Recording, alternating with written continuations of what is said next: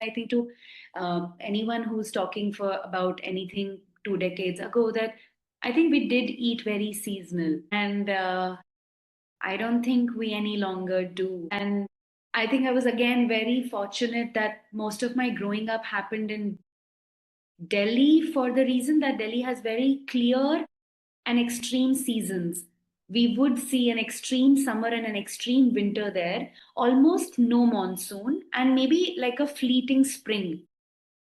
And I remember the variety that would just the variety of food and I would eat in summer versus the food I would eat in winter, and not having access to either in the other weather, other sort of season, right?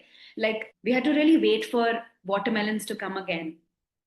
And that was, I mean, we all would know that little joy of this when you have to wait for something, it's really the fruit is sweeter, both metaphorically and literally. So I remember being one of those children who really, I also love fruits, so I would really look forward to, and like my brain would remember that acha, this fruit comes in this season, that fruit comes in that season. It really helps that my mom studied home science, that was her master's.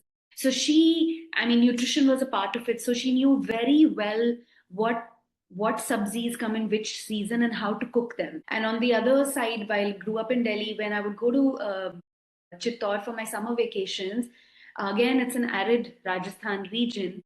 That's where actually had a lot of vegetables that I may not have had if I just lived in Delhi. Because there is a very limited produce, and I remember we had this lady who would get the produce on her basket on her head every day at a particular time, and we would all go running to kind of watch how my nani was buying. And I still have a vivid recollection that her basket sometimes would have almost nothing. She would have like 10 karelas and some gwar fali, which is that flat cluster beans, right? And you had to pick from that. There is no variety. She's got what's grown in the field. So much like I started. Nani was also a great cook. All this tori and lauki grows very abundantly there. There is also kher sangri, the kher that grows very abundantly there. So all these things you really make do with. And we very visually, like we remembered what food belonged to what season. And we no longer have that. Everything's available throughout the year pretty much, right?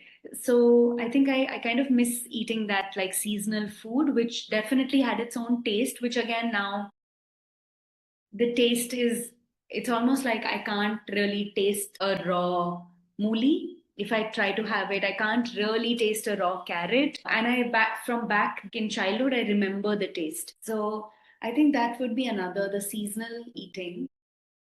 That when I have been close to nature, and I'll give you a particular example of it, I think what it has led to is forming a bond.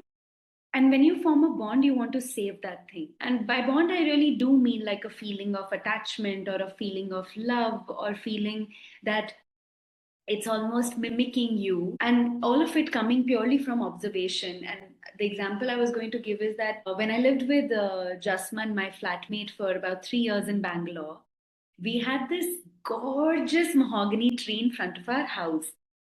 And our house was not particular. That tree has, like, I think I'll take it to my grave. I have seen all seasons on that tree, whereas Bangalore doesn't really have a very clear season. Like all year, it almost feels the same weather, you know?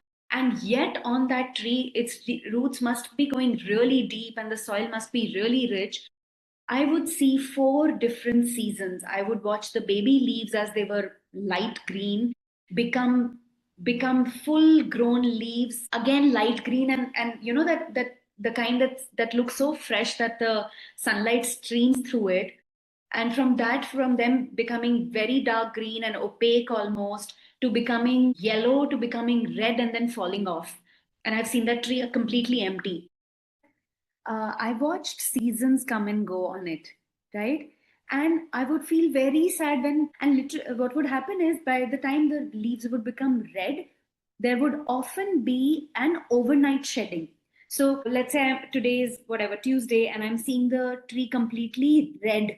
And when it, the sunlight would come through it, it would look almost ablaze.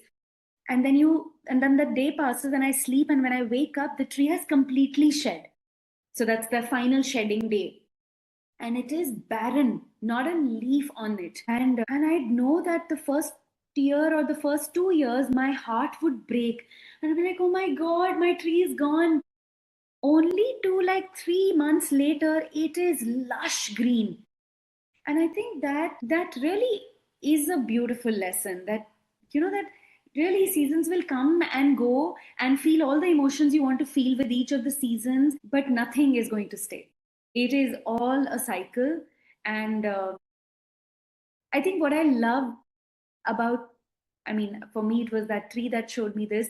They also do it so wholeheartedly. Like there is no half assing any season, right? Like when it's green, it is so full on green. Like it doesn't have any, it's not, at least that tree was like so confidently green. And when it's yellow, it's just bright yellow. When it's red, it's beautiful even when it's red.